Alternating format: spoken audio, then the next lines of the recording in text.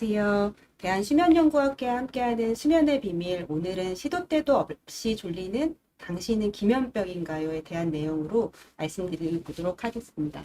안녕하세요. 저는 경희대학교에서 근무하고 있는 황경진이라고 하고, 오늘 저희한테 기면병에 대해서 말씀해 주실 교수님은 이대 목동병원 신경과에서 근무하고 계시는 황성훈 교수님 모셨습니다. 교수님 인사 부탁드립니다. 네. 안녕하세요. 이대목동병원 신경과에서 일하고 있는 황성원입니다. 요즘에 방송에서도 기면병에 대해서 간혹 얘기하는 경우가 있어서 아마 병명은 한 번씩 들어보시지 않을까 싶은데요. 근데 기면병이 아주 흔한 병은 아닌데요, 교수님. 네. 졸리면 다 기면병일까요? 졸리다고 모두 기면병이라고 할 수는 없습니다. 이제 졸리는 이유는 워낙 여러 가지 다양한 원인들이 있게 되는데, 제일 흔한 것은 사실 수면 부족 때문에 졸리다고 하시는 분들이 가장 많을 거고요. 특히 우리나라는 OECD 국가 중에서도 가장 이제 수면 시간이 짧은 나라이기 때문에 만성적인 수면 부족이 있어서 낮에 졸린 분들이 이제 많으실 겁니다.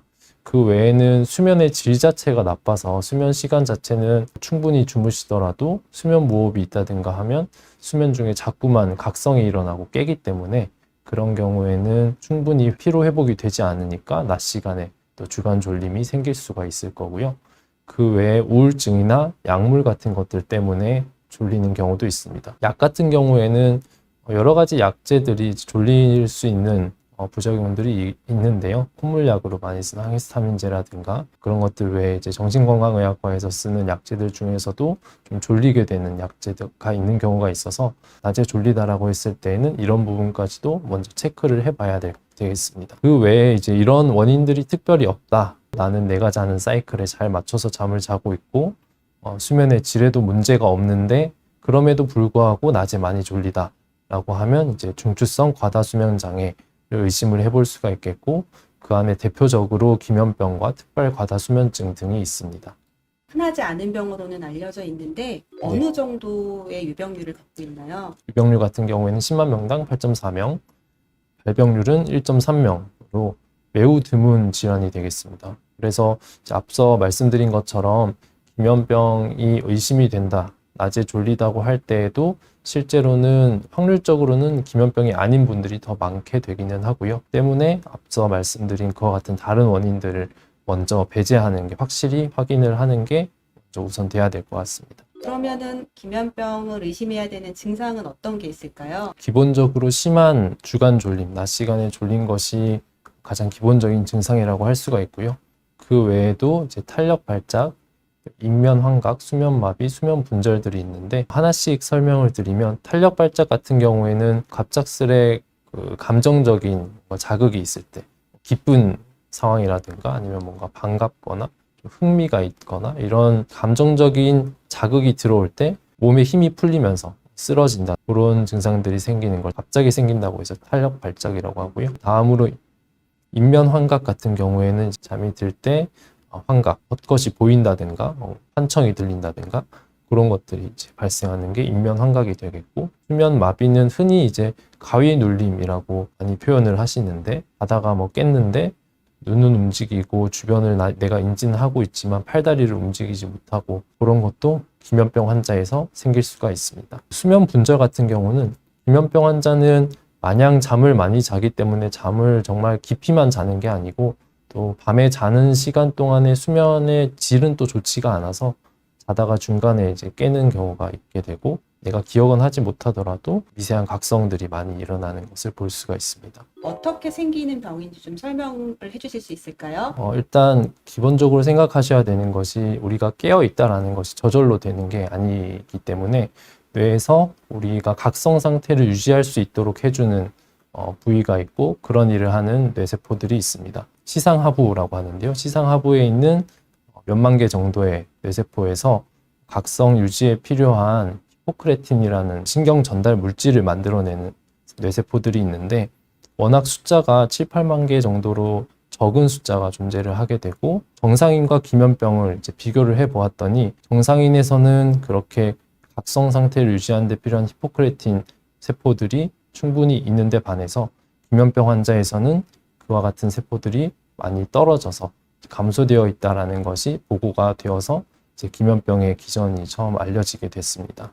또 한 가지 그 탄력 발작 같은 경우에는 마찬가지로 이제 원인 자체는 그 같은 부위 시상하부에 그 히포크레틴 또는 오렉신을 만들어내는 뇌세포의 결핍이 있는데, 그런 사람들이 뭔가 정서적인 자극이 있을 때 갑자기 이렇게 뭐 만나서 반갑다든가 아니면 뭐 간지럽혀서 그럴 수도 있는데, 그런 뭔가 그 자극이 들어오면 그게 대뇌의 요 앞부분, 전두엽 부분 일부에서 그런 정보가 처리가 되고, 그 정보가 이제 전달이 되는 와중에 원래 여기에서 분비해줘야 되는 물질이 분비가 안 되다 보니 결론적으로는 우리 몸의 근육의 톤을 유지를 하는, 근육의 긴장도를 유지하는 것이 기능이 떨어져서 갑자기 팔다리에 힘이 풀리는 것이라고 생각을 하면 되겠습니다. 그러면은 기면병을 저희가 의심이 됐습니다.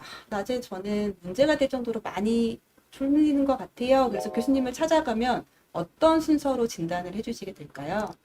모든 진료를 보실 때 마찬가지이실 텐데요. 의사 선생님 들어가서 만나시게 되면 뭐 때문에 오셨는지 증상을 먼저 여쭤보게 되죠. 그것을 이제 저희가 병력 청취라고 말씀을 드리는데, 앞서 이제 기면병의 증상 같은 것들이 뭐 있었는지, 어떤 증상들이 있는지, 그리고 언제부터 시작이 되었는지, 다음으로는 수면 일기를 체크를 하는데, 실제로 내가 얼마나 자느냐 일기처럼 기록을 하시는 거라고 생각하시면 될 것 같습니다. 그 다음으로 충분한 잠을 자는데도 불구하고 낮에 졸리다라는 상황이 되면 수면 검사를 이제 진행을 하게 됩니다. 보시다시피 앞에 병력과 수면 일기 이런 것들이 선행이 되어야지 수면 검사를 하더라도 정말 진정한 의미를 가질 수 있게 되고, 아무런 이제 사전 확인 없이 뭐 약을 드시는 게 있어서 졸린지 이런 것들 확인을 하지 않고 검사를 하게 되면 기면병으로 오인되어서 진단이 되는 경우도 간혹 있을 수가 있습니다. 수면 검사 같은 경우에는 이제 두 부분으로 나누어지게 되는데, 일반적으로 저희가 하는 하룻밤 잠을 자는 야간 수면 다원 검사를 일단 먼저 진행을 하고요. 이걸 하는 이유는 다른 동반되는 수면 질환이 있지는 않은가를 진단하기 위한 것도 있고, 또 하나는 그날 밤 잠을 잘 잤는지를 일단 베이스라인을 체크하기 위한 의미도 있습니다. 그러고 하룻밤을 주무시고 나면 아침에 일어나서 2시간 정도 일어난 다음 2시간 정도 경과한 뒤에, 그때부터 다중수면 잠복기 검사를 하는데요. 저희가 흔히 뭐 쉽게 낮잠 검사라고도 말씀을 드리기도 합니다. 그래서 이거는 어젯밤에 야간 수면 다원 검사를 하는 동안에 충분히 많은 시간을 주무셨는데, 그럼에도 불구하고 다음날 낮에 이제 졸린지를 체크하는 검사라고 생각하시면 되겠고요. 그런 걸 체크하기 위해서 다중수면 잠복기 검사까지 진행을 하게 됩니다. 기면병 그러면 치료할 수 있나요, 교수님? 기면병 병 자체를 없애는 그런 치료가 있다고는 말씀드리기가 어렵고, 저희가 대증 치료라고 보통 표현을 하는데, 증상 자체를 개선을 시켜서 생활을 그래도 가능한 정상에 가깝게 하실 수 있도록 하는 그런 치료들이 있습니다. 물론 약제들도 있는데, 또 약제에 앞서서 항상 말씀을 드리는 것은 다른 수면 장애 치료해야 되는, 예를 들면 기면병이 있는 환자분들도 수면 무호흡이 있으실 수가 있고요. 아니면 이제 실제로 외래 검사를 해주십시오. 전 낮에 너무 졸립니다 하고 오셨는데 검사를 해보면 기면병은 아니고 그냥 이제 그 수면 무호흡이 있어서 낮에 졸리시는 분들도 계시거든요. 그런 경우에는 사실 수면 장애를 치료하는 게 가장 먼저가 되어야 할 것이고요. 기면병과 함께 수면 무호흡이나 다른 수면 장애가 동반되어 있는 경우에도 결국 다른 병들도 기존의 기면병에 더해서 졸음을 더 심하게 할 수 있기 때문에 수면장애 치료를 반드시 동반해야 될 거고요. 그 다음으로는 수면 위생, 잠을 어떻게 잘 잘 수 있는지에 대한 부분, 그리고 필요하다면 낮 시간에 짧은 낮잠을 주무시면, 기면병 환자분들 같은 경우에는 낮에 갑자기 졸린 일들이 생기지만 또 낮잠을 짧게만 주무셔도 피로감이 아주 잘 개선이 되어서 몇 시간 정도는 액티브하게 활동을 할 수 있게 되거든요. 그래서 필요하다면 계획을 세워서 계획된 낮잠을 짧게 주무시는 것도 기면병의 그 증상 호전에 조금 도움이 될 수가 있습니다. 다음으로 이제 흔히 가장 많이 사용을 하게 되는 중추신경 자극제, 그러니까 뇌를 좀 깨우는 약제들이라고 생각을 하시면 될 것 같고요.